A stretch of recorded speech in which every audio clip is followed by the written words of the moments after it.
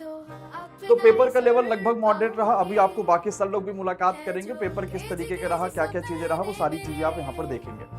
Average attempt क्या रहा, तो कुल मिला के बच्चों का जो कहना ये रहा कि मैथ्स में थोड़ा कैलकुलेशन ने परेशान किया। कैलकुलेशन जिनकी अच्छी तो उन्होंने मैथ्स में बेहतर करा।